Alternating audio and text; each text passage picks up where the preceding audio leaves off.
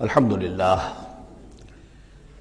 للہ وکفی والصلاة والسلام علی عبادہ الذین اصطفی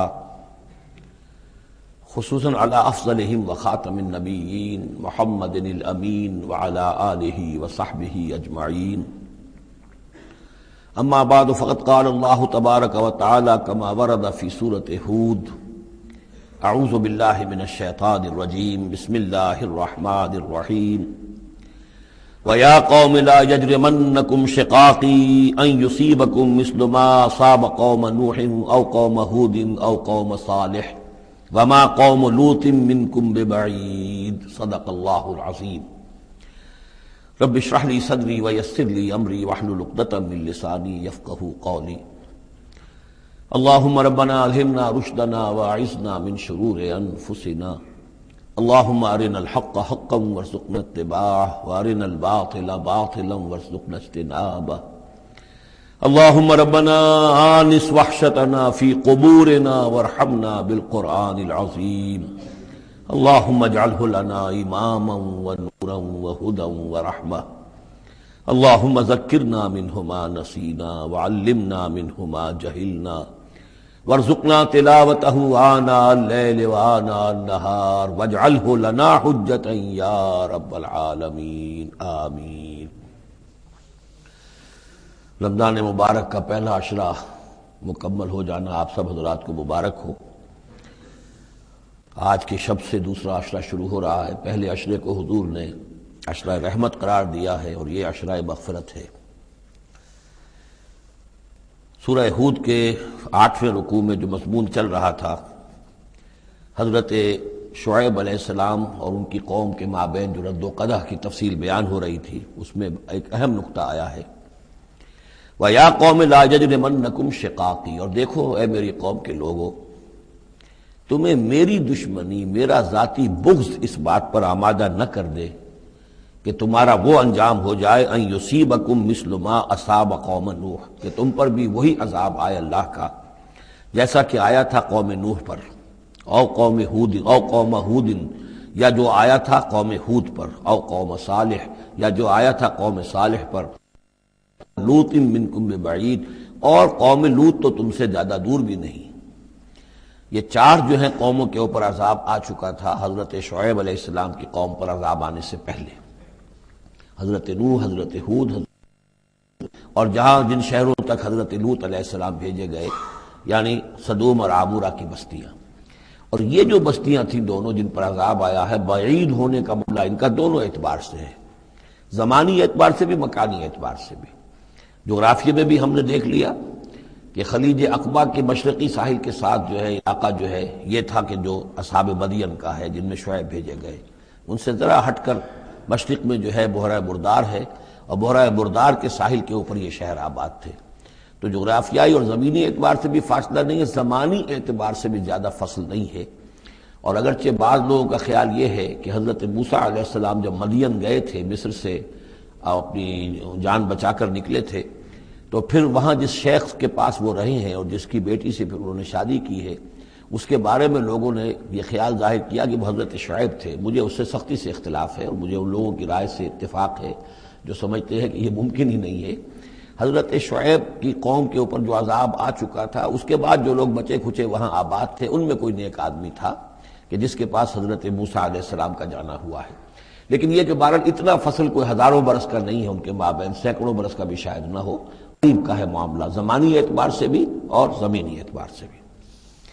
اب جو نقطہ اس میں اہم ہے وہ یہ ہے کہ بسا اوقات کسی شخص کو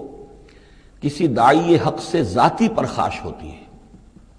کوئی ذاتی بغض ہے، کوئی ذاتی دشمنی ہے، کسی سبب سے ہے، اس کے نفسیاتی اسباب ہو سکتے ہیں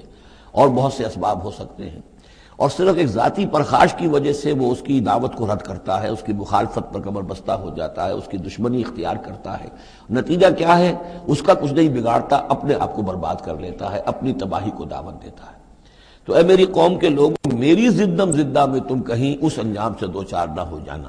ایسا نہ ہو کہ میرا بغض اور میری عداوت جو ہے وَيَا قَوْمِ لَا يَجْرِمَنَّكُمْ شِقَاقِي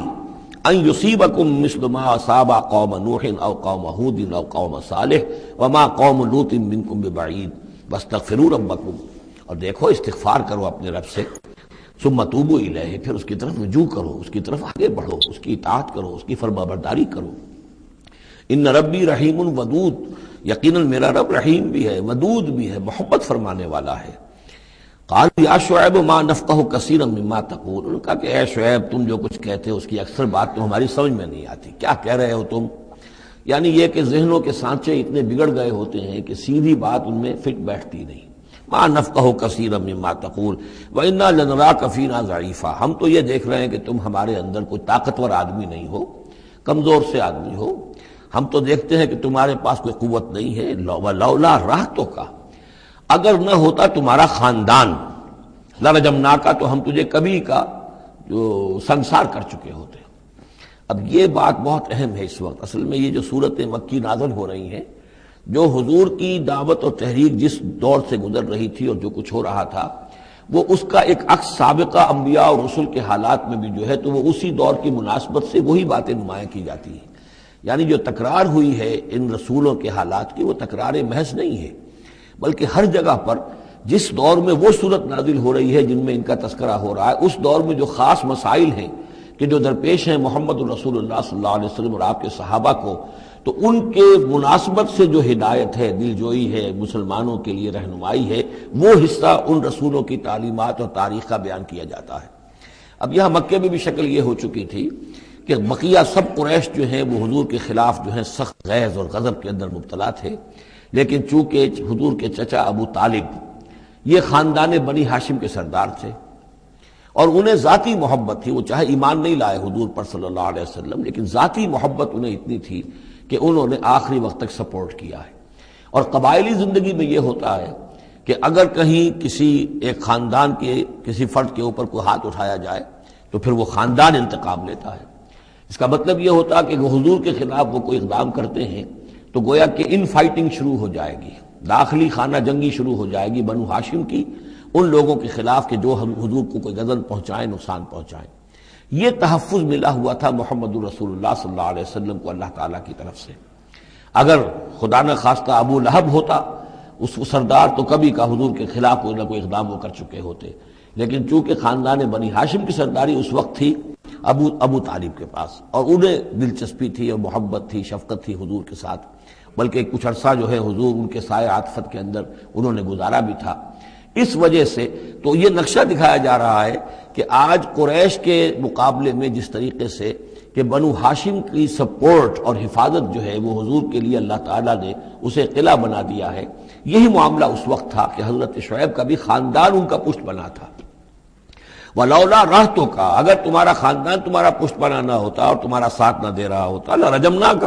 ہم کبھی کہ تمہیں سنسار کر چکے ہوتے۔ وَمَا أَنْتَ عَلَيْنَا بِعَزِيزٍ، اور ذاتی طور پر تم ہم پر کوئی بھاری نہیں ہو، تو تمہاری کوئی حیثیت نہیں ہے۔ قَالَ يَا قَوْمِ رَحْتِي أَعَزُّ عَلَيْكُم مِّنَ اللَّهِ، انہوں نے کہا اے میری قوم کے لوگوں، کیا میرا یہ خاندان تم پر زیادہ بھاری ہے اللہ سے؟ میرا پشت بنا تو حقیقتاً اللہ ہے، تم اللہ سے نہیں ڈرتے، میرے خاندان سے ڈرتے ہو۔ رحتی اعز علیکم من اللہ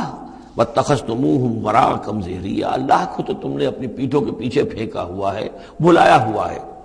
یہ بھی بہت ہی اہم نفسیاتی نکتہ ہے۔ ہوتا یہ ہے کہ ہم دنیا میں ایسے مگن رہتے ہیں کہ اللہ کو ماننے کا عقیدہ تو ہے، لیکن اللہ مستحضر نہیں رہتا، یاد نہیں رہتا۔ یہ ہمارا پورا دنیا کا کاروبار چل رہا ہے، کاز اینڈ ایفیکٹ، علل ہیں، اسباب ہیں، ان کے نتائج نکل جاتے ہیں۔ تو جو کاز اینڈ ایفیکٹ کا جو سلسلہ چل رہا ہے، ہم اس میں اتنے گم ہوتے ہیں کہ مسبب الاسباب جو ہے وہ نگاہوں کے سامنے رہتا ہی نہیں۔ یا یہ کہ ہم اپنے کاموں میں اتنے مشغول ہیں، اپنے کام و دہن کی لذت جو ہے وہی ہمیں جو ہے کوئی مرصد نہیں لینے دیتی، یا یہ کہ بنیادی ضروریات جو ہے وہی ہمیں جو ہے اب کوئی فارغ نہیں ہونے دیتی، لہذا ہم گم ہو جاتے ہیں۔ کافر کی یہ پہچان کہ آفاق میں گم ہے، اور مومن کی یہ پہچان کہ گم اس میں ہے آفاق۔ لیکن یہ کافر کا معاملہ کیا ہوتا ہے؟ اللہ کو مانتے تو وہ بھی تھے، مانتے تھے مشرکین مکہ بھی، مانتے تو سب تھے اللہ کو، لیکن یہ کہ اللہ کو تو انہوں نے اوجھل کیا ہوا تھا، آنکھ اوجھل پہاڑ اوجھل۔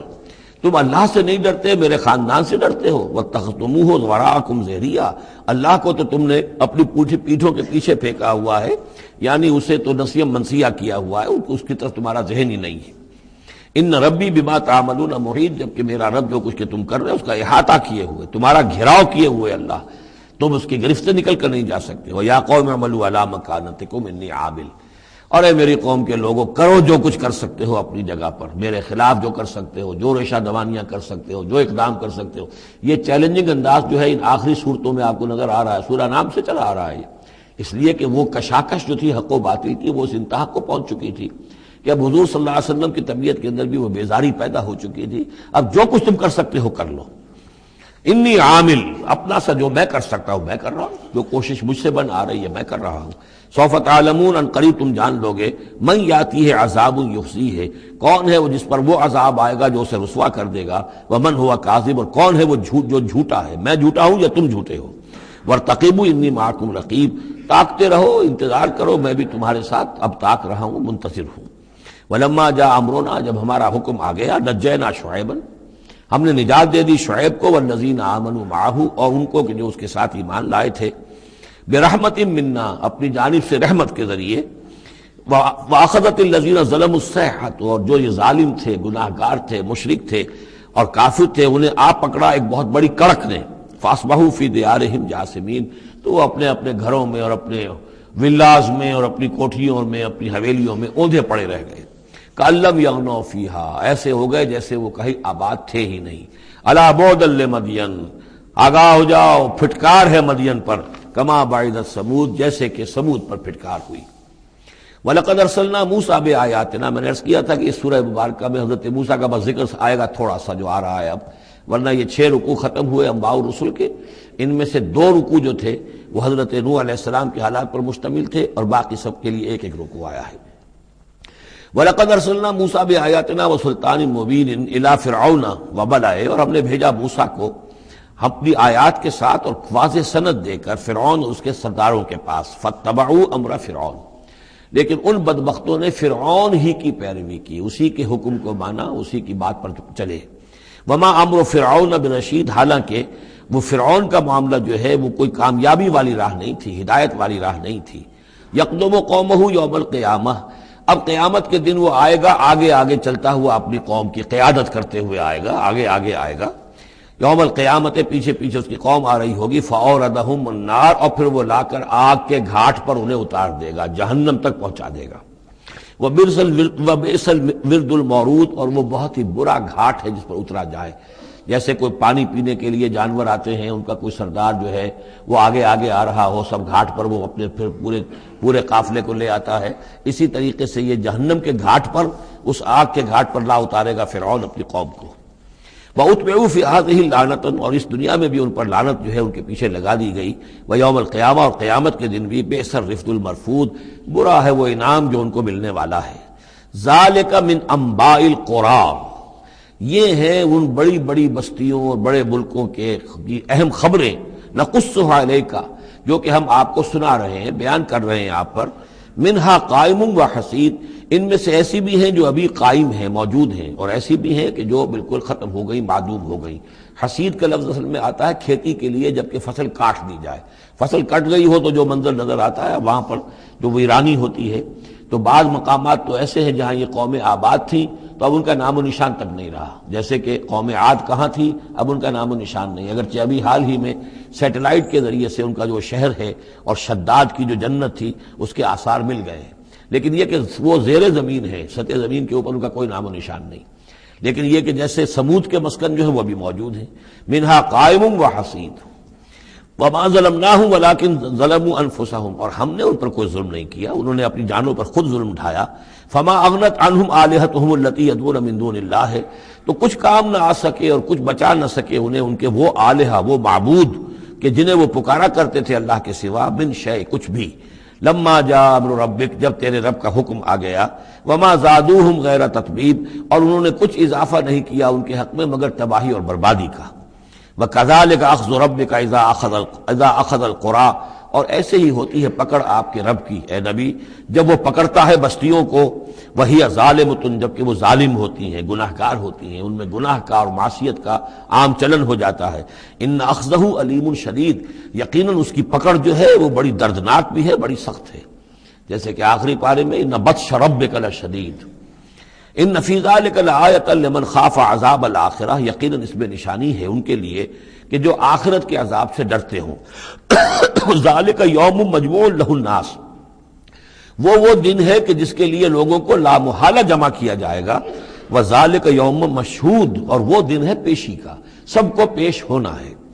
وما نؤخرہ الی اجل معدود، اور ہم اسے ایک وقت معین تک کے لیے مؤخر کیے ہوئے ہیں، ایک وقت معین ہے اس کا، معدود ہے، گنتی کی گئی ہے اس کی، یہ نہیں ہے کہ کبھی نہیں آئے گا، آئے گا وہ دن۔ یوم یاتی، جس دن جبکہ وہ دن آ جائے گا، لا تکلم نفس الا باذنہ، کوئی ذی نفس زبان نہیں کھول سکے گا مگر اللہ کے اذن سے۔ فمنہم شقی و سعید، تو انسانوں میں سے شقی بھی ہوں گے، بدبخت بھی ہوں گے، سعید بھی ہوں گے، نیک بخت ہوں گے۔ فاما الذین شقوا، تو وہ لوگ کہ جو بدبخت ہیں، ففی النار لہم فیہا زفیر و شہیق، وہ آگ میں ہوں گے جس میں ان کو وہاں چیخنا چلانا ہے، دھارنا ہے اپنے درد سے، کرب سے۔ خالدین فیہا، اس میں وہ ہمیشہ ہمیش رہیں گے، ما دامت السماوات والارض، جب تک کہ رہے آسمان اور زمین، الا ما شاء ربک، سوائے اس کے کہ جو چاہے تیرا رب۔ یہ ذرا مشکلات القرآن میں سے یہ مقام ہے، یہ واحد مقام ہے کہ جہاں خالدین فیہا ابدا یا خالدین فیہا، اس میں کچھ استثناءات بھی آئی ہیں کہ کب تک یہ رہے گا، جہنم کب تک رہے گی، ما دامت السماوات والارض، جب تک آسمان اور زمین رہے۔ اب اس سے مراد ابدیت بھی ہو سکتی ہے، اور اس میں کوئی اشارہ بھی ہو سکتا ہے کہ شاید کبھی کوئی وقت آئے کہ یہ جو آسمان اور زمین کی ایک تخلیق اللہ نے کی ہے، یہ ایک خاص اس کا نظام ہے، ایک وقت میں آ کر یہ نظام بدل جائے، پھر کوئی اور آسمان کوئی اور زمین تخلیق فرمائے۔ بہرحال اس وقت تک جب تک کہ یہ آسمان اور زمین باقی رہیں گے تو یہ جو جہنمی لوگ جو ہیں وہ جہنم میں رہیں گے۔ اس میں بھی ایک استثناء، الا ما شاء ربک، اللہ کا اختیار ہے، اگر کسی کو چاہے اس میں سے نکالنا تو اس کا اختیار مطلق ہے۔ جیسا کہ ہم نے عرض کیا، کئی دفعہ عرض کیا ہے کہ جیسے اہل سنت کے نزدیک اللہ تعالیٰ کے بارے میں ہم یہ نہیں کہہ سکتے کہ وہ اس پر عدل کرنا واجب ہے، لیکن یہ کہ وہ عدل کرے گا۔ اسی طریقے سے یہ بات کہ اللہ تعالیٰ کا اختیار مطلق ہے، وہ کسی کو چاہے تو نکال لے، لیکن ہم یہ جانتے ہیں کہ کفار کے لیے یہ جہنم جو ہے وہ ابدی ہے، اللہ نکالے گا نہیں، واللہ عالم۔ ان ربک فعال لما یرید، یقیناً آپ کا رب جو ہے جو ارادہ کر لے اس کو کر گزرنے والا ہے۔ واما الذین سعدوا، اور جو لوگ نیک بخت ثابت ہوں گے، ففی الجنۃ خالدین فیہا، اور وہ جنت میں رہیں گے ہمیشہ ہمیش، ما دامت السماوات والارض، جب تک رہے آسمان اور زمین۔ الا ما شاء ربک، سوائے اس کے کہ جو آپ کا رب چاہے، عطان غیر مجزوز، اور یہ جو بخشش ہے یہ بے انتہا ہوگی، اس کا خاتمہ کبھی نہیں ہوگا۔ یہ اضافی لفظ جنت کے لیے آ رہا ہے کہ جو دوزخ کے لیے نہیں آیا۔ یہ جو ذرا سا باریک باریک فرق ہوتا ہے، پھر اس سے بڑے فلسفیانہ نکتے نکلتے ہیں، اس سے پھر محققین نے، علماء نے جو ہیں پھر بہت سے دلائل استدلال کیے ہیں۔ چنانچہ حافظ ابن تیمیہ رحمہ اللہ اور شیخ ابن عربی دونوں کی ایک رائے ہے جو اہل سنت کا جو عام اجماعی عقیدہ ہے اس سے مختلف ہے۔ اہل سنت کا اجماعی عقیدہ یہ ہے کہ جنت اور دوزخ دونوں ابدی ہیں، ہمیشہ ہمیشہ ہمیشہ ہمیشہ، کوئی اختتام نہیں ہے نہ جنت کا نہ دوزخ کا۔ لیکن امام ابن تیمیہ رحمہ اللہ اور شیخ اکبر جو صوفیاء کے ہیں، شیخ ابن عربی، اگرچہ ان دونوں میں بڑی بود ہے بہت سی چیزوں کے اندر، اور امام ابن تیمیہ جو ہے وہ بہت ہی سخت تنقید کرتے ہیں اور سخت الفاظ استعمال کرتے ہیں شیخ ابن عربی کے لیے، محی الدین ابن عربی، لیکن یہ کہ اس معاملے میں ان دونوں کی رائے ایک ہے، اور وہ یہ ہے کہ جنت تو ابدی ہے، دوزخ ابدی نہیں ہے۔ ایک وقت آئے گا، چاہے وہ ارب سال کے بعد آئے، وہ ابد ہمارے اعتبار سے ابدی ہو، ہمارے اعتبار سے انفائنائٹی ہوگا، لیکن یہ کہ ایک وقت آئے گا کہ جہنم ختم ہو جائے گی۔ یہ ان کی رائے ہے، واللہ عالم۔ فلا تک فی مریۃ مما یعبد ہؤلاء، تو تمہیں کوئی شک نہ رہے ان چیزوں کے بارے میں جن کو یہ لوگ پوج رہے ہیں۔ ما یعبدون الا کما یعبد آباؤہم، نہیں پوج رہے یہ مگر ایسے ہی جیسے کہ ان کے آباء و اجداد پوجتے رہے ہیں من قبل، اس سے پہلے۔ وَإِنَّا لَمُوَفُّوهُمْ نَصِيبَهُمْ غَيْرَ مَنقُوص، اور ہم انہیں ان کا جو اجر اور ثواب اور ان کا بدلہ ہے، حق ہے، پورا دے دیں گے بغیر کسی کمی کے۔ وَلَقَدْ آتَيْنَا مُوسَى الْكِتَابَ فَاخْتُلِفَ فِيهِ، اور موسیٰ کو ہم نے کتاب دی تھی پھر اس میں اختلافات پیدا کر دیے گئے۔ وَلَوْلَا كَلِمَةٌ سَبَقَتْ مِنْ رَبِّكَ لَقُضِيَ بَيْنَهُمْ، اور اگر نہ ہوتی ایک بات تیرے رب کی پہلے ہی سے طے، یعنی ایک مدت اور جو ہے اللہ کی طرف سے معین ہے، تو ان کے مابین فیصلہ کر دیا جاتا۔ وَإِنَّهُمْ لَفِي شَكٍّ مِّنْهُ مُرِيبٍ، اور اب تو حقیقت میں یہ لوگ جو ہے وہ تورات اس کتاب کے بارے میں کچھ شکوک و شبہات میں مبتلا ہو گئے۔ یہ بات جو ہے سورہ شورى میں کھل کر آئے گی کہ رسولوں کے کو جو کتابیں دی جاتی ہیں ان کے وارث بنتی ہے پھر ان کی امت، اور جب یہ اس امت کے اندر جب زوال آتا ہے، اضمحلال آتا ہے، بے عملی آتی ہے، تو اس بے عملی کے نتیجے میں پھر ایک نتیجہ یہ نکلتا ہے کہ پھر کتاب کے بارے میں بھی یقین پورا ان کے اندر نہیں رہتا کہ یہ واقعتاً اللہ کی کتاب ہے، بلکہ اس کے بارے میں بھی ان کے اندر شکوک و شبہات پیدا ہو جاتے ہیں۔ وَإِنَّ كُلًّا لَمَّا لَيُوَفِّيَنَّهُمْ رَبُّكَ أَعْمَالَهُمْ، اور لازماً یہ جتنے بھی لوگ ہیں ان سب کو اے نبی آپ کا پروردگار ان کے اعمال کا پورا پورا اجر دے گا، بدلہ دے گا۔ إِنَّهُ بِمَا يَعْمَلُونَ خَبِيرٌ، جو کچھ یہ کر رہے ہیں وہ اس سے باخبر ہے۔ فَاسْتَقِمْ كَمَا أُمِرْتَ وَمَنْ تَابَ مَعَكَ، تو اے نبی آپ ڈٹے رہیے جیسا کہ آپ کو حکم ہوا ہے، اور جو لوگ بھی جنہوں نے توبہ کی ہے آپ کے ساتھ، یعنی توبہ کی ہے، وہ شرک سے باز آئے ہیں، کفر کو چھوڑا ہے، ایمان لائے ہیں، پلٹ آئے ہیں آپ کے ساتھ، وَلَا تَطْغَوْا، اور اب آگے نہ بڑھیے، حد سے تجاوز نہ کیجیے۔ یہ تجاوز یہ بھی ہو سکتا ہے کہ عذاب کی جلدی کریں کہ جلدی اب اللہ تعالیٰ فیصلہ چکا دیں، تجاوز یہ بھی ہو سکتا ہے کہ کہیں غصے میں آ جائیں اور لوگوں کی مخالفت کے اوپر جو ہے وہ اپنا جو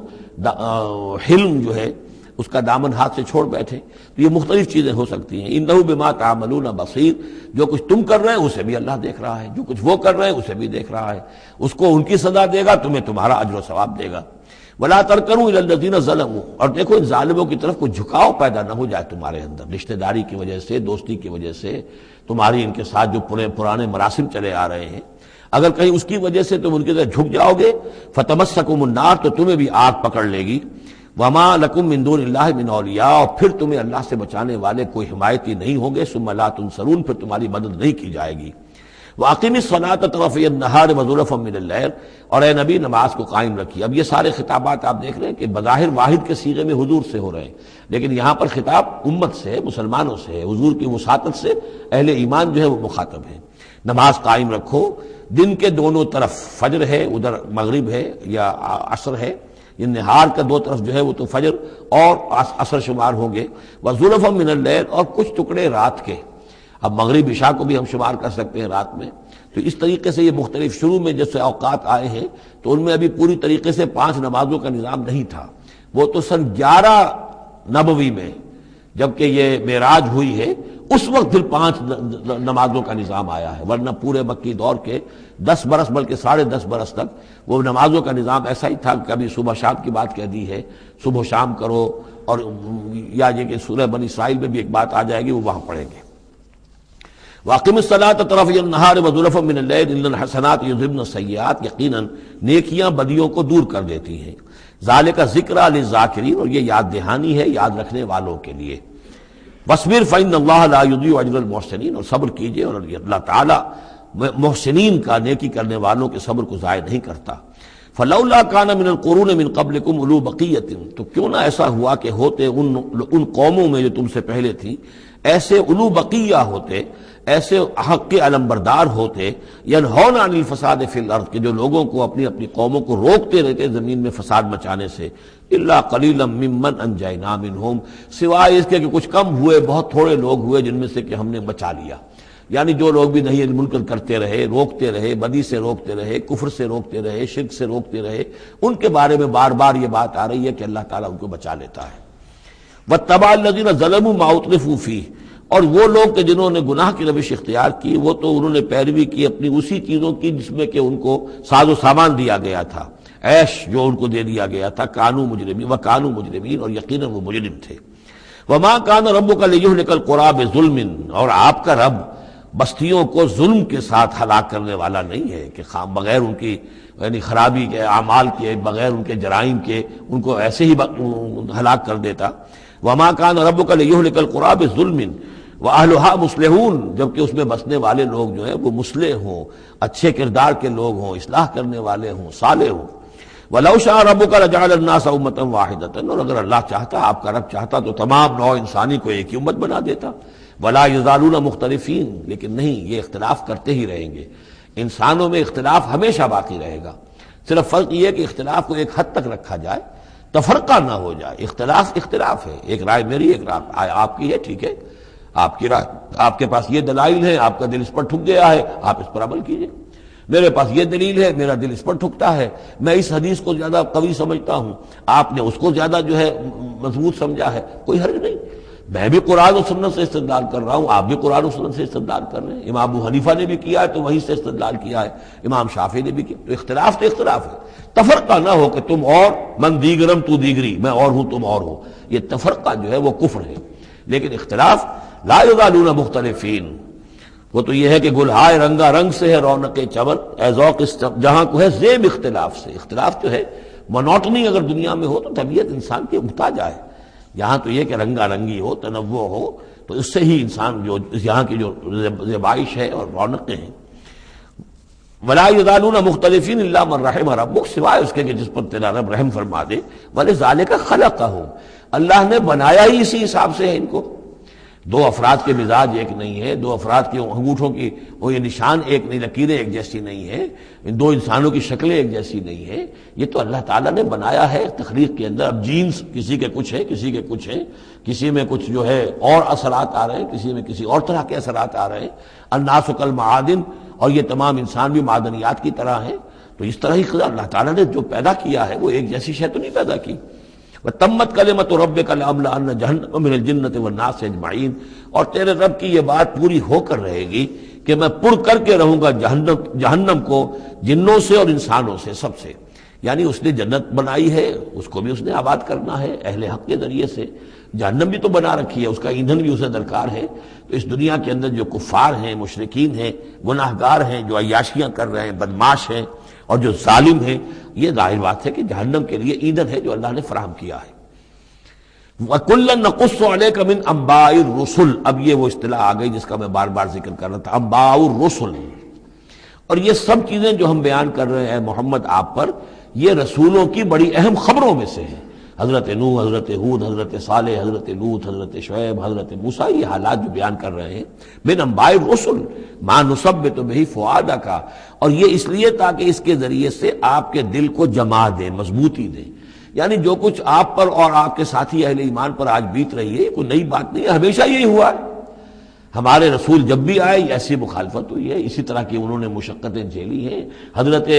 شعیب کو بھی یہی کہا گیا کہ اگر تمہارا خاندان نہ ہوتا تو ہم کبھی کہ تمہیں جو ہلاک کر چکے ہوتے، تو اگر اسی صورت سے آ جائے محمد صلی اللہ علیہ وسلم آپ دو چار ہیں تو یہ کوئی نئی بات نہیں ہے، یہ تو گویا کہ اس راستے کے یہ تو لازمی جو ہے اس کے حالات ہیں۔ تو اس سے یہ کہ دل کو تثبیت ہوتی ہے کہ بالآخر کامیاب کون ہوا،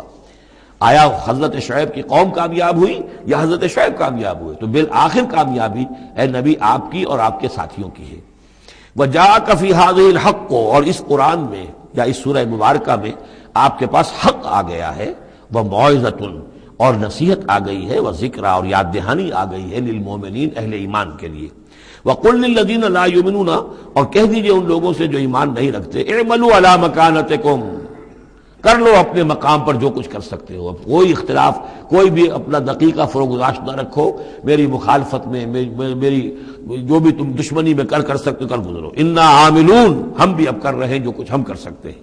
وانتظروا انا منتظرون، تم بھی انتظار کرو کہ اللہ تعالیٰ کیا فیصلہ سناتا ہے اور آخری بات کیا آتی ہے، اور ہم بھی منتظر ہیں۔ وَلِلَّهِ غَيْبُ السَّمَاوَاتِ وَالْأَرْضِ، اور اللہ ہی کے لیے ہے آسمانوں اور زمین کا تمام چھپی باتیں اور تمام چھپے خزانے۔ وَإِلَيْهِ يُرْجَعُ الْأَمْرُ كُلُّهُ، اور کل کا کل معاملہ بالآخر اسی کی جانب لوٹا دیا جائے گا۔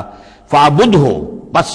اسی کی بندگی اور پرستش کیجئے، وَتَوَكَّلْ عَلَيْهِ، اور اسی پر توکل کیجئے، آپ کا اعتماد اور بھروسہ اسی کی ذات پر ہو۔ وَمَا رَبُّكَ بِغَافِلٍ عَمَّا تَعْمَلُونَ، اور یقیناً آپ کا رب غافل نہیں ہے اس سے کہ جو آپ کر رہے ہیں۔ یہاں اللہ کے فضل و کرم سے سورہ ہود مکمل ہوئی۔ جیسا کہ میں نے عرض کیا تھا کہ یہ جو سلسلہ شروع ہوا 14 صورتوں کا،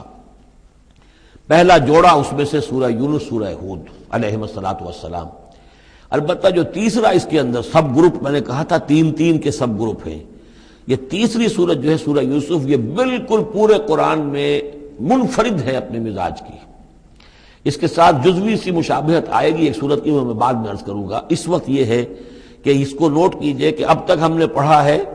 جو در حقیقت انباء الرسل کا مضمون ہے، جو ضائع شد و مت کے ساتھ آیا ہے۔ حضرت ابراہیم کا تھوڑا سا ذکر سورہ انعام میں ہم نے پڑھ لیا،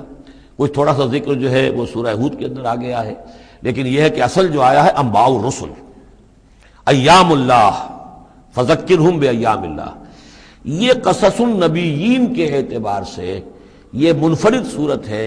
پوری صورت ایک نبی کے حالات پر مشتمل، قرآن مجید میں اس کی کوئی اور مثال نہیں۔ پھر یہ کہ اس میں وہ رنگ ہے ہی نہیں کہ حضرت یوسف علیہ السلام نے یہ دعویٰ کیا ہو کہ میں رسول ہوں، مجھے مانو، میری اطاعت کرو، اور وہاں کی جو قوم تھی اور بادشاہ جو تھا اس سے کوئی تعاون نہ کیا ہو، کچھ نہیں، وہ انداز ہی نہیں مانو گے تو عذاب آئے گا، کچھ نہیں۔ تو نبی میں اور رسول میں جو فرق ہوتا ہے وہ بھی آپ کنٹراسٹ اچھی طرح سمجھ لیجئے۔ حضرت یوسف نبی تھے، رسول نہیں تھے۔ رسول بنا کر جسے بھیج دیا جاتا تھا وہ تو پہلے کہتا تھا مجھے مانو، میری اطاعت کرو، ان اعبدوا اللہ واطیعون، اللہ کی بندگی کرو، میری اطاعت کرو، اللہ اللہ اور خیر صلی اللہ، اس کے بعد اگلی بات ہوگی۔ لیکن نبی کا معاملہ یہ نہیں ہوتا۔ نبی جیسے کہ مصلح ہوتے ہیں، نیک لوگ ہوتے ہیں، اولیاء اللہ ہوتے ہیں، خاص اللہ تعالیٰ کے برگزیدہ بندے ہوتے ہیں۔ اب ظاہر بات ہے کہ ایسے بھی ہوتے ہیں جیسے ہماری اس امت کے اندر حضور کے بعد کتنے ہیں اولیاء اللہ پیدا ہوئے ہیں، اونچی شخصیت ہے، کیونکہ وحی کا دروازہ بند ہو چکا ہے، نبی ان میں سے کوئی نہیں ہے۔ لیکن انبیاء بنی اسرائیل جو ہیں وہ گویا کہ اولیاء اللہ ہی تھے زیادہ تر، لیکن ان پر وحی بھی آتی تھی، وہ تسلسل جو ہے وحی کا چل رہا تھا۔ لیکن رسول وہی تھے کہ جنہیں تعین کے ساتھ کسی قوم کی طرف بھیج دیا جائے۔ حضرت یوسف کے جو یہ واقعات یہاں آ رہے ہیں اس تفصیل کے ساتھ، اور پوری صورت نازل ہوئی ہے، اس کا ایک سبب ہے۔ میں نے آپ سے عرض کیا تھا کہ یہ جو آخری دور تھا مکی، آپ کے قیام مکہ کے دور کا، زمانے کا، تو اس میں یہ کہ چیزیں پہنچ چکی تھی مدینے میں بھی خبریں، اور مدینے میں اہل کتاب کے یہود کے کان کھڑے ہو گئے تھے۔ اب انہیں تو امید تھی، منتظر تھے، نبوت تو آخری ظاہر ہونے والی ہے، لیکن سمجھتے تھے ہم میں سے ہوگا۔ یہاں بات بالکل جو ہے وہ تلپٹ ہو رہی ہے، لہذا وہ اب کچھ نہ کچھ شوشے چھوڑتے رہتے تھے اور انہیں کہتے تھے اپنے پیغامات کے ذریعے سے کہ اچھا تمہارے یہاں سنا کسی نے نبوت کا دعویٰ کیا ہے، اچھا تو اس سے یہ سوال پوچھو کہ یہ ابراہیم تو آباد تھے فلسطین میں، یہ جو یہودی بنی اسرائیل ہے یہ مصر میں کیسے پہنچ گئے، جو وہاں سے پھر حضرت موسیٰ ان کو نکال کر لے کر آئے، لیکن کیسے پہنچے، پہنچنے کا سبب کیا تھا، کیا ماجرا تھا؟ یہ اب تاریخ کا ایک سوال تھا جو انہوں نے کر دیا۔ اس کے جواب میں اللہ تعالیٰ نے یہ صورت نازل فرما دی، اور اس قدر خوبصورت انداز میں نازل کی ہے۔ اور میں آپ کو ایک اور بات بھی بتا دوں کہ میرا قرآن مجید کے ساتھ جو معنوی تعارف ہوا ہے پہلی مرتبہ صحیح معنی میں، وہ اسی سورہ یوسف کے حوالے سے ہے، اور سورہ یوسف کی تفہیم القرآن مولانا مودودی کی۔ 1947 میں میں میٹرک کا امتحان دے چکا تھا، ہمارا رزلٹ بھی آ چکا تھا، لیکن یہ کہ اس کے بعد وہ فسادات کیا قتل عام شروع ہوا مسلمانوں کا مشرقی پنجاب میں۔ میں حصار میں تھا، تو حصار اس شہر کا نام تھا، لیکن ہم اس میں محصور بھی ہو گئے۔ تقریباً 1.5 مہینہ ہم نے مورچے بنا لیے اور اپنی حفاظت کرتے رہے۔ اس دوران میں ظاہر بات ہے کرنے کا کوئی اور کام تھا نہیں، وہ تو جو بھی مورچوں پر جن کی ڈیوٹی ہے وہ مورچوں پر کھڑے ہیں، باقی کوئی کام نہیں۔ تو میں اور میرے بڑے بھائی اس زمانے میں پھر ایک مسجد کے اندر بیٹھ کر، چونکہ انہوں نے بھی، وہ مجھ سے تو ویسے 6 سال بڑے ہیں، انہوں نے بھی جب میٹرک کیا تھا تو عربی پڑھی تھی، اور میں نے تازہ میٹرک کیا تھا، میرے پاس بھی عربی کا مضمون تھا، تو پھر یہ ہم پڑھتے تھے۔ اور ترجمان القرآن جو مولانا مودودی کا رسالہ تھا، اس میں ان دنوں تفہیم القرآن میں یہ سورہ یوسف کی تفسیر شائع ہو رہی تھی، تو ان دنوں ہم مسجد میں بیٹھ کر یہ سورہ یوسف تفہیم القرآن سے، پھر چونکہ مجھے کچھ عربی آتی تھی اور تازہ تھی، اچھی تھی، تو اس میں یہ کہ ہماری گفتگو بھی ہوتی تھی، مذاکرہ کرتے تھے۔ تو اس طریقے سے جو پہلا بیرا، اس سے پہلے بھی بہرحال یہ کہ قرآن ہے، اللہ کا کلام ہے، اللہ کی کتاب ہے، ہمارا اس پر ایمان ہے، کچھ اس کو سمجھنا، کچھ پڑھنا، یہ تو تھا، لیکن جو ایک معنوی ایک ربط قائم ہوا، ذہنی رشتہ ہے، قلبی رشتہ، وہ در حقیقت سورہ یوسف اور سورہ یوسف کی بھی وہ تشریح و تعبیر کے جو مولانا مودودی نے تفہیم القرآن میں کی ہے۔ بسم اللہ الرحمن الرحیم، الف لام را، تلک آیات الکتاب المبین، یہ ایک روشن آیات کی کتاب کی آیات ہیں۔ انا انزلناہ قرآنا عربیا، ہم نے اس کو نازل کیا ہے عربی قرآن بنا کر۔ کس کو نازل کیا ہے؟ وہ جو ام الکتاب میں ہمارے پاس ہے، وہ جو لوح محفوظ میں ہے، اس کو ہم نے اتارا ہے اب محمد پر، تو قرآن عربی بنا کر اتارا ہے۔ لعلکم تعقلون، تاکہ اے عربو، اے عرب کے رہنے والوں، اے امیین کہ جن کی طرف اولین بعثت ہمارے رسول کی ہوئی ہے، تم اچھی طرح سمجھ سکو۔ نحن نقص علیک احسن القصص، اے نبی ہم آپ پر بیان کرنے لگے ہیں بہترین بیان۔ یہ قصص نہیں ہے، قصص ہوتا قاف کے زیر کے ساتھ تو قصے کی جمع ہوتا، کہ بہترین قصہ ہم آپ کو سنا رہے، نہیں، احسن القصص، قصص جو ہے یہ یہاں پر یہ مصدر ہے، بہترین بیان، ہم آپ کے سامنے بہترین بیان پیش کر رہے ہیں، بما اوحینا الیک ھذا القرآن، اس قرآن کے ساتھ جو ہم نے آپ کی طرف وحی کیا ہے۔ وَإِن كُنتَ مِن قَبْلِهِ لَمِنَ الْغَافِلِينَ، اور یقیناً آپ اس سے پہلے، اس قرآن میں اس قصے کے آنے سے پہلے، قرآن میں اس بیان کی آمد سے پہلے، وحی سے پہلے آپ یقیناً بالکل ناواقف تھے، غافل تھے، آپ کو کچھ معلوم نہیں تھا کہ یہ حضرت یوسف کیسے وہاں پہنچے اور بنی اسرائیل کیسے پہنچ گئے۔ اس قال یوسف لابیہ، حضرت یعقوب علیہ السلام کے ایک تو بڑی بیوی تھی، ان سے 10 بیٹے تھے، بڑے تھے، جوان تھے، پھر ایک چھوٹی بیوی تھی، ان سے یہ 2 بیٹے تھے، یوسف بڑے ان میں سے اور بنیامین چھوٹے، 12 بیٹے تھے ان کے یہ۔ اس قال یوسف لابیہ، یاد کرو جب کہ کہا تھا یوسف نے اپنے والد سے، حضرت یعقوب سے، یا ابت، ابا جان، انی رأیت 11 کوکبا، میں نے دیکھا ہے 11 ستارے، والشمس والقمر، اور سورج اور چاند، رأیتہم لی ساجدین، کہ وہ مجھے سجدہ کر رہے ہیں، میرے سامنے جو ہے سجدے میں ہیں۔ قال یا بنی لا تقصص رؤیاک علی اخوتک، حضرت یعقوب علیہ السلام نے اس بات کو سمجھ لیا کہ یہ 11 بھائی اور یہ میں ماں باپ، ہمارا کوئی خاص معاملہ ہونے والا اس بیٹے کے ساتھ، اور اللہ تعالیٰ اس بیٹے کی کوئی خاص فضیلت ظاہر کرنے والا ہے، لہذا فرمایا کہ یہ اپنا بیان لا تقصص رؤیاک علی اخوتک، اپنے بھائیوں کے سامنے بیان نہ کر دینا، فیکیدوا لک کیدا، تو وہ تمہارے خلاف کو سازش کریں گے، اس لیے کہ ان میں پھر حسد کی آگ بھڑک اٹھے گی، اور وہ سوچیں گے کہ اللہ تعالیٰ نے یہ فضیلت اگر کوئی رکھی تو ہماری بجائے وہ اس یوسف کے لیے رکھی ہے، تو اس سے کہ تمہیں کوئی غضب پہنچ جائے گا۔ ان شیطان للانسان عدو مبین، یقیناً شیطان تو انسان کا کھلا دشمن ہے ہی۔ وَكَذَلِكَ يَجْتَبِيكَ رَبُّكَ وَيُعَلِّمُكَ مِن تَأْوِيلِ الْأَحَادِيثِ، اور اسی طریقے سے تمہارا رب جو ہے تمہیں پسند کر لے گا، چن لے گا، یعنی نبوت کے لیے اب معلوم ہوتا ہے کہ میرے بیٹوں میں سے اللہ نے تمہیں چن لیا ہے، یہ معلوم ہوتا ہے۔ كَذَلِكَ يَجْتَبِيكَ رَبُّكَ، اسی طرح اللہ چن لے گا، برگزیدہ کرے گا تجھے، وَيُعَلِّمُكَ مِن تَأْوِيلِ الْأَحَادِيثِ، اور تمہیں سکھائے گا تعویل الاحادیث۔ اس کے 2 معنی ہیں، ایک تو یہ کہ خواب کی تعبیر کرنا، اور یہ کسی بھی بات کی تہ تک پہنچ جانا، کنہ تک پہنچ جانا۔ تو عام اگر لیں گے تو کسی بھی بات، معاملہ فہمی جسے ہم کہتے ہیں، جز رسی، کسی چیز کے جو ہے اجزاء تک انسان پہنچ جائے، نگاہ دور تک چلی جائے، وہ بھی، اور یہ کہ اس کو تعویل الاحادیث جو ہے یہ خاص طور پر خوابوں کے لیے بھی ہے۔ وَيُتِمُّ نِعْمَتَهُ عَلَيْكَ، اور اتمام فرمائے گا اپنی نعمت کا تجھ پر، وعلی آل یعقوب، اور تمام آل یعقوب پر، کما اتمھا علی ابویک، جیسے کہ اس نعمت کا اس نے اتمام فرمایا تیرے آباء و اجداد پر، من قبل پہلے، ابراہیم و اسحاق، ابراہیم اور اسحاق پر، یعنی اسحاق تمہارے دادا اور ابراہیم تمہارے پردادا۔ اپنا نام انہوں نے نہیں لیا، ظاہر بات ہے کہ وہ خود اپنا ذکر کیسے کرتے۔ ان ربک علیم حکیم، یقیناً تیرا رب جو ہے وہ علیم ہے اور حکیم ہے۔ لقد کان فی یوسف و اخوتہ آیات للسائلین، یقیناً حضرت یوسف اور ان کے بھائیوں کا جو واقعہ ہوا، جو ماجرا ہوا، اس میں تو نشانیاں ہیں پوچھنے والوں کے لیے،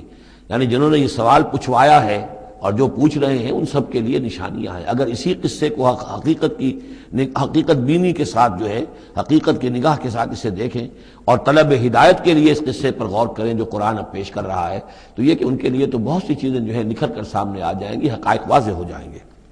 اذ قالوا لیوسف واخوہ احب الی ابینا منا ونحن عصبہ، جبکہ انہوں نے کہا کہ یہ یوسف اور اس کا بھائی بنیامین، احب الی ابینا منا، یہ ہمارے والد کو زیادہ محبوب ہیں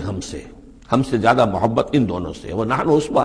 جبکہ ہم ایک بڑی جماعت ہیں، طاقتور، بڑے تھے، جوان تھے، 10 تھے، اور ظاہر بات ہے قبائلی زندگی میں تو آپ کو معلوم ہے کہ بازو جو ہوتے ہیں، بیٹے جوان جو ہوں وہی تو اصل میں طاقت کی بنیاد ہوتے ہیں، جس کے جتنے بازو ہیں اتنا ہی وہ صاحب عزت ہے۔ تو ہم ہیں 10 جوان اور یہ 2 چھوٹے، محبت ان سے زیادہ ہو رہی ہے۔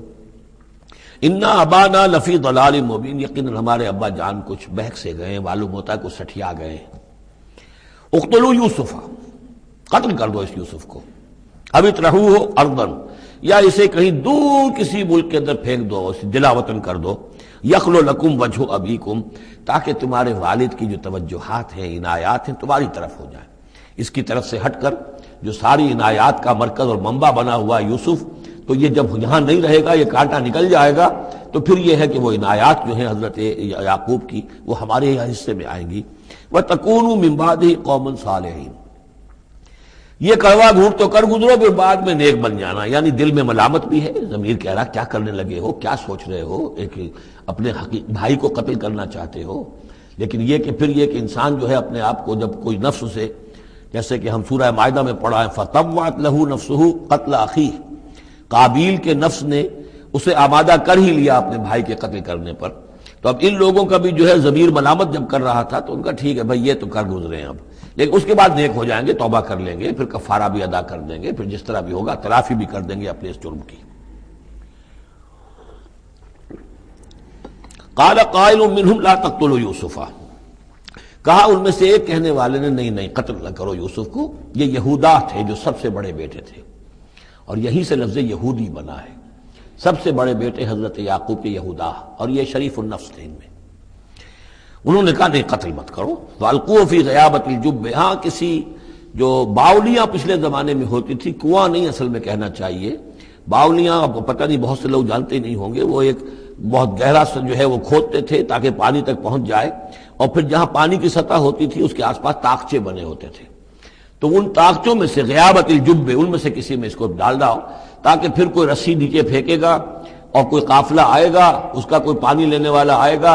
یہ اس رسی کو پکڑ کر اوپر چلا جائے گا، وہ قافلہ اپنے ساتھ لے جائے گا جہاں جا رہا ہوگا، تو ہماری جان چھوٹے گی، تو ہم قتل کے مجرم نہیں ہوں گے۔ وَأَلْقُوهُ فِي غِيَابَةِ الْجُبِّ يَلْتَقِطْهُ بَعْضُ السَّيَّارَةِ، لے جائے گا اس کو، کوئی اٹھا لے جائے گا، کوئی قافلہ۔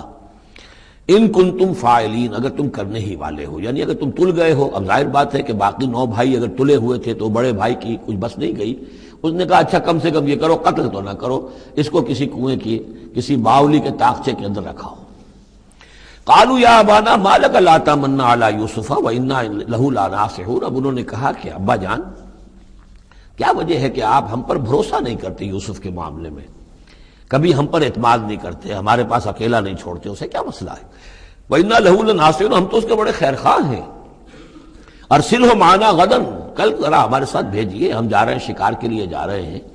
تو غدن بھیج دیجیے، یرتع یلعب، وہ بھی چرے چگے گا، کھائے پیے گا، درختوں کے اوپر چڑھے گا، کھیلے گا، کودے گا، اور کوئی پھل ول کھائے گا، یرتع جیسے چڑھنا چگنا، وَیلعب، اور کھیلے گا، وَإِنَّا لَهُ لَحَافِظُونَ، ہم اس کی حفاظت کرنے والے ہیں۔ قَالَ إِنِّي لَيَحْزُنُنِي، حضرت یعقوب نے فرمایا مجھے اس کا بڑا اندیشہ ہے، تشویش ہے، ان تذهبوا به، کہ تم اسے لے جاؤ، وَأَخَافُ أَن يَأْكُلَهُ الذِّئْبُ، اور مجھے اندیشہ یہ ہے کہ کہیں اس سے بھیڑیا نہ کھا جائے، وَأَنتُمْ عَنْهُ غَافِلُونَ، اور تم اس سے غافل ہو، کہیں تم تو اپنے دندوں میں لگ جاؤ، منہمک ہو جاؤ، وہ کہیں اکیلا رہ جائے، کوئی بھیڑیا آ کر اسے کھا جائے۔ قَالُوا لَئِن أَكَلَهُ الذِّئْبُ وَنَحْنُ عُصْبَةٌ إِنَّا إِذًا لَخَاسِرُونَ، ابا جان کیا بات کر رہے ہیں، اگر انہیں اسے بھیڑیا کھا جائے جبکہ ہم ایک جوان گروہ ہیں، ہم 10 آدمی ہیں، ہماری پوری ٹیم ہے، جماعت ہے، تو پھر تو ہم تو بڑے نکمے لوگ ہوئے، بڑے خسارے والے لوگ ہوئے۔ فَلَمَّا ذَهَبُوا بِهِ وَأَجْمَعُوا، اور جب پھر وہ اس کو لے گئے اور پھر اب وہ متفق ہو گئے، اجمعو کے بعد علا کا صلہ جو ہے یہاں پر محذوف ہے، علا ان یجعلوه فی غیابۃ الجب، انہوں نے اپنی یہ بات اب پوری جمع کر لی، اپنا پوری رائے ایک کر کے، ایک آ کر کے، اور وہ یہ کہ اب اسے غیابۃ الجب کے اندر رکھنے چلے۔ وَأَوْحَيْنَا إِلَيْهِ، ہم نے اس وقت وحی کی یوسف کو، لَتُنَبِّئَنَّهُمْ، اب اس کو ہم الہام کہیں گے، ابھی ظاہر بات ہے کہ وہ نبوت کی عمر نہیں ہے۔ وَأَوْحَيْنَا إِلَيْهِ لَتُنَبِّئَنَّهُمْ بِأَمْرِهِمْ هَٰذَا، تم یہ بات ان کو جتلاؤ گے، ایک دن آئے گا کہ تم جتلا دو گے اپنے بھائیوں کے تم نے میرے ساتھ کیا تھا۔ اب اس میں جو بلاغت ہے اس کی کیا معنی ہے؟ تم ہلاک نہیں ہوگے، تمہارا بال بیکا نہیں ہوگا، تمہاری ہم حفاظت کریں گے، ایک وقت آئے گا کہ یہ تمہارے پاس آئیں گے اور پھر تم انہیں جتلاؤ گے۔ تو گویا کہ پوری داستان جو ہے ایک ان کی حوصلہ افزائی کے لیے وہ سارا ایک لفظ کے اندر ہے، لَتُنَبِّئَنَّهُمْ بِأَمْرِهِمْ هَٰذَا وَهُمْ لَا يَشْعُرُونَ، اور اس وقت انہیں اندازہ بھی نہیں ہوگا کہ کون ان سے بات کر رہا ہے۔ وَجَاءُوا أَبَاهُمْ عِشَاءً يَبْكُونَ، شام کو وہ آ گئے روتے ہوئے اپنے ابا جان کے پاس، حضرت یعقوب کے پاس۔ قَالُوا يَا أَبَانَا إِنَّا ذَهَبْنَا نَسْتَبِقُ، انہوں نے کہا ابا جان ہم گئے تھے ذرا دوڑ لگا رہے تھے، مقابلہ کر رہے تھے دوڑنے کا۔ وَتَرَكْنَا يُوسُفَ عِندَ مَتَاعِنَا، اور ہمارا جو سامان و امان تھا، کوئی کپڑے وپڑے ہم نے رکھے تھے اضافی اتار کر، دوڑنا جو تھا تو وہاں ہم نے یوسف کو چھوڑ دیا تھا۔ فَأَكَلَهُ الذِّئْبُ، تو اسے کھا لیا ایک بھیڑیے نے۔ وَمَا أَنْتَ بِمُؤْمِنٍ لَنَا، اور آپ ہماری بات مانیں گے تو نہیں، وَلَوْ كُنَّا صَادِقِينَ، خواہ ہم کتنے ہی سچے ہوں، آپ نے ماننی تو نہیں ہے بات، لیکن ہم کیا کریں، ہوا یہ ہے۔ وَجَاءُوا عَلَىٰ قَمِيصِهِ بِدَمٍ كَذِيبٍ، اور کوئی جھوٹ موٹ کا خون اس کی قمیص کے اوپر لگا کے لے آئے۔ قال بل سولت لکم انفسکم امرا، حضرت یعقوب نے فرمایا نہیں، بات کچھ اور ہے، تمہارے جیوں نے، تمہارے نفسوں نے تمہارے لیے ایک بڑی بات کو ہلکا کر دیا ہے. تم نے کوئی بہت بڑا غلط اقدام کیا ہے اور تمہارے نفسوں نے اس کے لیے تمہیں آمادہ کر دیا ہے. فصبر جمیل. لیکن ظاہر بات ہے کہ اب 10 بیٹے ہیں، حضرت یعقوب اکیلے ہیں، بوڑھے ہیں. فصبر جمیل، میں اب کیا کر سکتا ہوں سوائے اس کے کہ صبر کروں خوبصورتی کے ساتھ، اور دیکھوں اللہ تعالیٰ اس میں سے کیا برآمد کرتا ہے. واللہ المستعان علی ما تصفون، اور جو کچھ تم بیان کر رہے ہیں اس پر تو ظاہر بات ہے کہ اب میں اللہ ہی سے مدد مانگ سکتا ہوں. وجاءت سیارۃ، اب کچھ عرصے کے بعد وہاں ایک وہ قافلہ آ گیا. جاءت سیارۃ فارسلوا واردہم، انہوں نے بھیجا اپنے آگے چلنے والے کو. یہ پرانے زمانے میں ہوتا تھا قافلہ، اس سے آگے آگے جو ہے اس کو عورت کہتے ہیں وارد، وہ جا کر جو ہے وہاں پر دیکھتا تھا کہاں کنواں ہے، پانی کہاں ہے، کہاں اگلا پڑاؤ ہوگا. فارسلوا واردہم، اپنے پانی بھرنے والے کو بھیجا. فادلا دلوا، اس نے اپنا ڈول جو ہے وہ نیچے اتارا. قال یا بشرا، اب اس کو پکڑ لیا حضرت یوسف نے، اس نے کھینچا، وہ سمجھ رہا تھا پانی کھینچ رہا ہوں، وہ حضرت یوسف آ گئے. یا بشرا ھذا غلام، انہوں نے وہیں سے شور بچایا، آواز دی کہ او بشارت ہو، یہ تو ہمیں غلام مل گیا، لڑکا مل گیا. وَأَسَرُّوهُ بِضَاعَةً، اور انہوں نے چھپا لیا اسے ایک پونجی سمجھ کر کہ یہ تو اچھی دولت ملی ہے، اسے بیچیں گے، بیچ کے پیسے کھڑے کریں گے، چھپا لیا. واللہ علیم بما یعملون، اور اللہ تعالیٰ خوب جانتا تھا جو وہ کر رہے ہیں. وَشَرَوْهُ بِثَمَنٍ بَخْسٍ دَرَاهِمَ مَعْدُودَةٍ، اور مصر پہنچ کر انہوں نے بیچ دیا اس کو بڑی تھوڑی سی قیمت پر. دراہم معدودہ، گنتی کی چونیاں، درہم جو ہے ان کے ہاں دینار کا چوتھا حصہ ہوتا تھا، تو دراہم معدودہ جو ہے چند چونیوں کے عوض وہ فروخت کر دیا. وَكَانُوا فِيهِ مِنَ الزَّاهِدِينَ، اور اس کے معاملے میں تو وہ بہت ہی قانع تھے. یعنی چونکہ اگر تو کسی کی انویسٹمنٹ ہوئی ہو، 1000-2000 کا خریدا ہو، تب تو آدمی اس کی قیمت اپنے انویسٹمنٹ بھی نکالے اس میں سے اور پھر منافع بھی لینا چاہے، یہ تو مفت کا مال تھا. دوسرے یہ اندیشہ ہر وقت دھڑکا لگا ہوا تھا کہ کہیں جو ہے اس کے وارث نہ آ جائیں، تو جلد از جلد بیچ کر جو بھی ملے پیسے کھڑے کرو. وقال الذي اشتراه من مصر، اور جس شخص نے خریدا انہیں مصر سے، مصر میں یہ تو عزیز مصر تھا، یعنی کوئی بہت بڑا افسر، بادشاہ نہیں، لیکن یہ کہ وہاں کی جو بھی ہائرارکی تھی اس کے اندر کوئی بہت اہم مقام پر. وقال الذي اشتراه من مصر، اور جس شخص نے خریدا انہیں مصر میں، لامرأته ہی اپنی بیوی سے کہا اکرمی مثواہ، اس کو ذرا اچھے طریقے پر رکھو. عسیٰ ان ینفعنا، ہو سکتا ہے یہ ہمارے لیے نفع بخش ہو، یہ بھی ہو سکتا ہے کہ ہم اسے پھر بیچ دیں تو ہمیں دولت زیادہ مل جائے. اور نتخذہ ولدا، معلوم ہوتا ہے شاید اولاد نہیں تھی، ہم اسے اپنا بیٹا ہی بنا لیں گے. وَكَذَلِكَ مَكَّنَّا لِيُوسُفَ فِي الْأَرْضِ، اس طرح ہم نے زمین میں یوسف کے لیے تمکن، ٹھہراؤ کی جگہ پیدا کر دی. اب یہ کہ پہنچ گئے ہیں جو اس وقت کی جو متمدن ترین مملکت ہے، مصر کی مملکت ہے، اس کا ایک نظام ہے، اس میں بادشاہت ہے، اس کا پورا جو ہے اس کا آبپاشی کا نظام ہے، اس میں تمدن کے گہوارے میں پہنچا دیا. اور وہاں پر بھی کسی جھونپڑے میں نہیں، کسی بہت بڑے افسر، بہت بڑے صاحب حیثیت انسان کے گھر میں پہنچا دیا. وَكَذَلِكَ مَكَّنَّا لِيُوسُفَ فِي الْأَرْضِ وَلِنُعَلِّمَهُ مِن تَأْوِيلِ الْأَحَادِيثِ، اور تاکہ ہم اسے سکھائیں باتوں کی تہ تک پہنچنا. یعنی ظاہر بات ہے کہ اگر وہ کوئی بہت بڑا عہدے دار تھا، بہت بڑا افسر تھا، تو وہاں پر لوگ آتے رہتے ہوں گے، گفتگویں ہوتی ہوں گی، امور مملکت پر بحثیں ہوتی ہوں گی. اب یہ وہاں پر ایک خادم کی حیثیت سے ہیں، وہ باتیں ساری سن رہے ہیں، تو گویا کہ اس میں ان کے لیے تربیت کا سامان اللہ نے کر دیا کہ کہاں کسی اگر دیہاتی میں رہتے یا کہیں صحرا میں رہتے، کہاں یہ تمدن کے ایک گڑھ میں اور ایک ایسی جگہ پر جہاں پر بیٹھ کر سارے مشورے ہوتے ہوں، گفتگویں ہوتی ہوں اور دوسرے ملکوں کی خبریں آتی ہوں. اس سے ان کے علم کے اندر معلومات میں بھی اضافہ ہوا. اور یہ کہ حالات و واقعات کا تجزیہ کرنا، اس سے استنتاج کرنا، نتیجہ نکالنا، اللہ نے یہ چیز انہیں سکھا دی. واللہ غالب علی امرہ، اللہ تعالیٰ تو اپنے معاملے پر، اپنے حکم پر، اپنے فیصلے پر غالب ہے. ولکن اکثر الناس لا یعلمون، لیکن اکثر لوگ جانتے نہیں. ولما بلغ اشدہ آتیناہ حکما وعلما، جب وہ اپنی پوری پختگی کو پہنچ گئے تو ہم نے انہیں حکم اور علم دونوں دیے. اس سے مراد نبوت ہے، حکمت بھی دی، علم بھی دیا.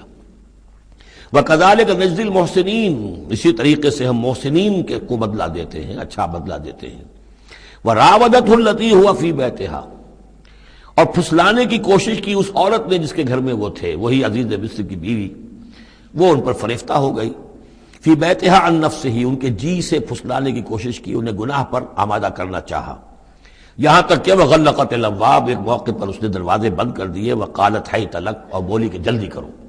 قال معاذ اللہ، حضرت یوسف نے فرمایا اللہ کی پناہ طلب کرتا ہوں، انہ ربی احسن مثوایا، یہاں ربی دونوں طرف جا سکتا ہے، ایک تو اللہ کی طرف بھی، دوسرے یہ کہ میرا آقا،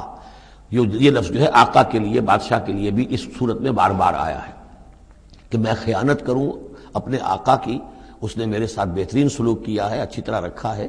میں یہ بھی نہیں کر سکتا، اور یہ بھی ہو سکتا اللہ نے سارا بندوبست کیا ہے، اللہ ہی نے تو سارا مکننا لیوسف، تو دونوں طرف یہ لفظ جا سکتا ہے۔ معاذ اللہ انہ ربی احسن مثوایا انہ لا یفلح الظالمون،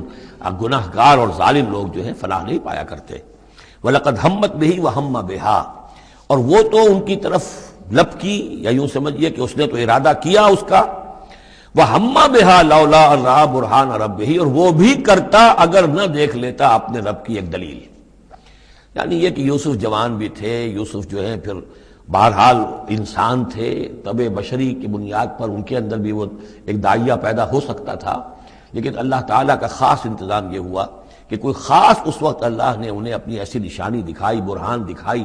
روایات میں یہ آتا ہے کہ دیوار پر حضرت یعقوب علیہ السلام کی شکل ظاہر ہوئی اور وہ انگلی سے اشارہ کر رہے تھے کہ باز رہنا، تو یہ تورات کے اندر ہے۔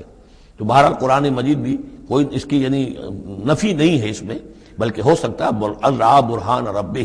تو یہ اللہ کی طرف سے یہ بات دکھا دی گئی ہو، یہ کوئی انہونی بات نہیں۔ اور یہ ایک بات کو وَلَقَدْ هَمَّتْ بِهِ وَهَمَّ بِهَا، تو یہاں پہ لولا الرا برہان، وہ بھی بڑھتے ہیں، یعنی یہ کہ یہ چیزیں جو ہیں بہرحال جہاں تک فطرت انسانی کا تقاضا ہے اس میں ثابت قدم رہنا آسان کام نہیں ہے۔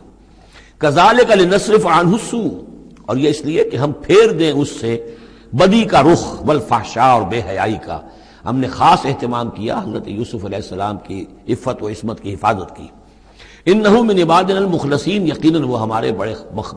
مخلص بندوں میں سے تھے۔ یہ مخلص اور مخلص کا فرق نوٹ کر لیجئے،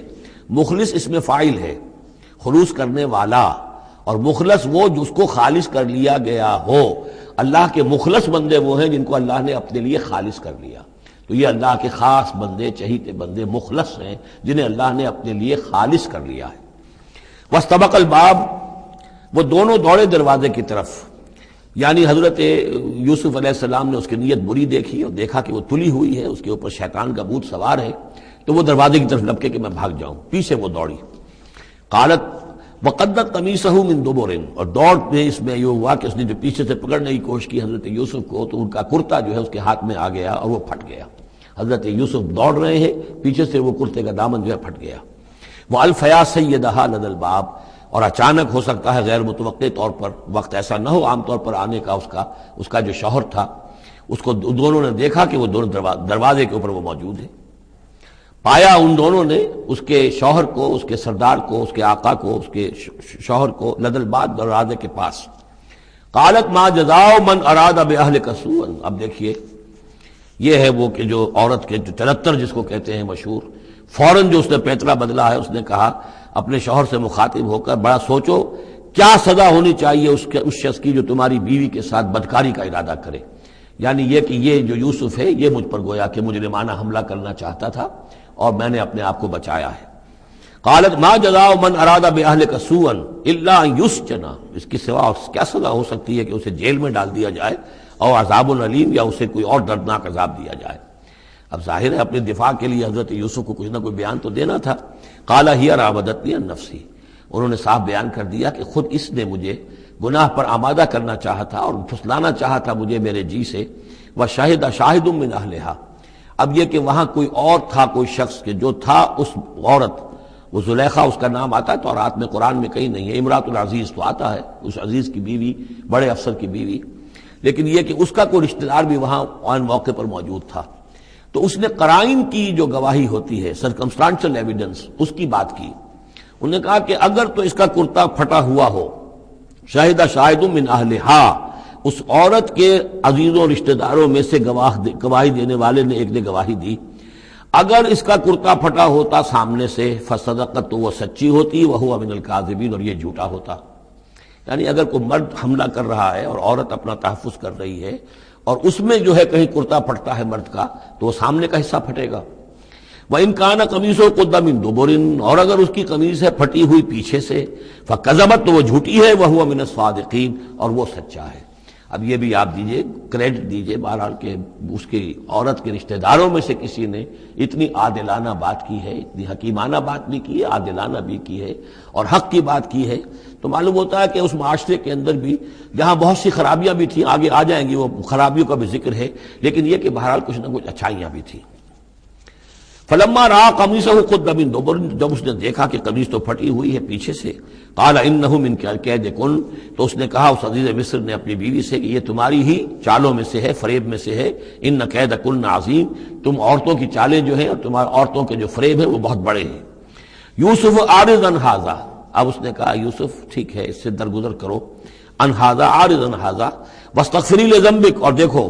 تم اپنی بیوی سے مخاطب کو کہا تم اپنی گناہ کا استغفار کرو، توبہ کرو، انک کنت من الخاطئین، یقیناً تو ہی تھی خطا کار۔ وقالت نسوۃ فی المدینہ، اور کہا عورتوں نے شہر کے اندر، امرأۃ العزیز ہے، یہ ہے وہ عزیز کی بیوی، تراود فتاح عن نفسہ، وہ اپنے غلام کو پھسلا رہی ہے اور اس کو چاہتی ہے اسے گناہ پر آمادہ کرنا، قد شغفہا حبا، وہ اس کی محبت میں گرفتار ہو گئی ہے۔ انا لنراھا فی ضلال مبین، ہم دیکھتے ہیں وہ تو بڑی بھٹک گئی ہے اپنے غلام کے ساتھ یہ معاملہ، اور یہ تو بہت ہی گھٹیا بات ہے۔ فلما سمعت بمکرہن، جب اس نے امرأۃ العزیز نے سنی یہ باتیں میرے خلاف، اب یہ چرچے ہو رہے ہیں، تو اس نے چاہا کہ ان سب کا جو چونکہ اوپر کی سوسائٹی تھے وہ سارے کے سارے جو ہیں سوراخ تو سبھی کے ہاں تھے، گندگیاں ہر ایک کے ہاں تھی، لیکن یہ موقع مل گیا عورتوں کو کہنے کا،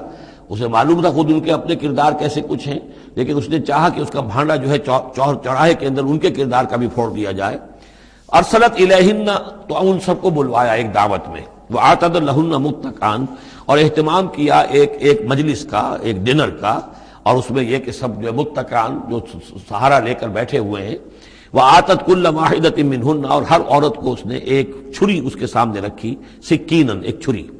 جب کوئی پھل وغیرہ ہوں گے اس کے ساتھ چھری بھی سب کو دی گئی ہے۔ وقالت اخرج علیہن، اور کہا کہ اے یوسف ذرا نکلو ان کے سامنے، برآمد ہو، ان کے سامنے آ جاؤ۔ فلما رأینہ، تو جب ان سب نے اس کو دیکھا، اکبرنہ، تو ششدر رہ گئیں، وقطعن ایدیہن، اور ان سب نے اپنے ہاتھ کاٹ لیے۔ اس میں ایک کا تو کسی کا غلطی سے ہاتھ کٹ گیا ہوگا، چوک گئی ہوگی، دیکھ کر ایک دم جو چونکی کہ یہ اس قدر حسین و جمیل، یہ تو انسان نہیں معلوم ہوتا یہ کون ہے، تو اس کا ہاتھ کٹا۔ اس کی طرف حضرت یوسف متوجہ ہوئے ہوں گے، خون اس کے کچھ نہ آخر ماں خادم کی حیثیت سے تھے کہ اس کے کوئی مرہم پٹی کریں، تو ہر ایک نے یہ چاہا کہ یہ التفات اس کا میری طرف بھی ہو، تو سب نے اپنی انگلیاں کاٹی۔ قطعنا، اب یہاں پر یہ غلطی سے بات نہیں ہو سکتی، اس لیے کہ یہ قطع یقطع تقطیعا باب تفعیل ہے، اس تفعیل کے اندر تو اہتمام اور پوری طریقے سے کوئی ارادہ کر کے کسی کام کو کیا جاتا ہے۔ اپنے ہاتھ کاٹ لیے، وَقُلْنَا حَاشَا لِلَّهِ مَا هَذَا بَشَرًا، ان کہا کہ حاشا للہ، یہ شخص یہ تو آدمی نہیں ہے، ان هَذَا إِلَّا مَلَكٌ کریم، یہ تو معلوم ہوتا ہے کہ کوئی بہت ہی بزرگ فرشتہ ہے۔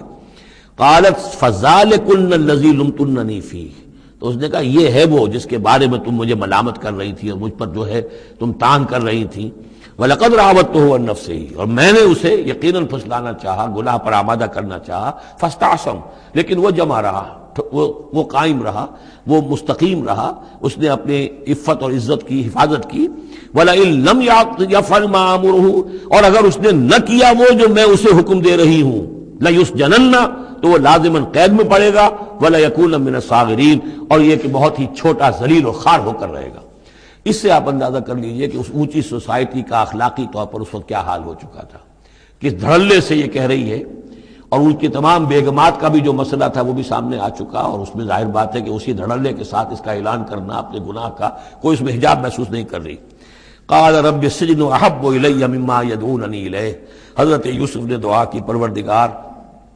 مجھے قید زیادہ پسند ہے اس چیز سے جس کی طرف یہ مجھے بلا رہی ہیں۔ وَإِلَّا تَصْرِفْ عَنِّي كَيْدَهُنَّ، اور اگر اے پروردگار تو نے مجھ سے دور نہ کر دیا ان کی چالوں کو، ان کی فریبوں کو، أَصْبُ إِلَيْهِنَّ، ہو سکتا ہے میں بھی ان کی طرف مائل ہو جاؤں، وَأَكُن مِّنَ الْجَاهِلِينَ، اور میں جاہلوں میں سے ہو جاؤں۔ فَاسْتَجَابَ لَهُ رَبُّهُ، تو اللہ تعالیٰ نے، اس کے رب نے اس کی دعا کو قبول کیا۔ فَصَرَفَ عَنْهُ كَيْدَهُنَّ، اور ان سب کی عورتوں کی جو چالیں تھیں ان سے ان کو بچا لیا۔ انه هو السمیع العلیم، یقیناً وہی ہے سننے والا اور جاننے والا۔ ثم بدا لهم من بعد ما رأوا الآیات، الآیات، پھر یہ بات ان پر واضح ہو گئی، منکشف ہو گئی جب یہ ساری نشانیاں دیکھ لیں، لَيَسْجُنُنَّهُ حَتَّىٰ حِينٍ کہ عافیت اسی میں ہے کہ کچھ عرصے کے لیے اسے جیل میں ڈال دیا جائے۔ پبلک سیفٹی کا معاملہ یہی ہے، مصلحت عامہ کا تقاضا یہی ہے۔ ہم اپنی عورتوں کو تو سنبھال کے نہیں رکھ سکتے، لیکن پبلک سیفٹی کے لیے اس کو جیل میں ڈال دینا چاہیے۔ بارک اللہ لی ولکم فی القرآن العظیم ونفعنی وإیاکم بالآیات والذکر الحکیم۔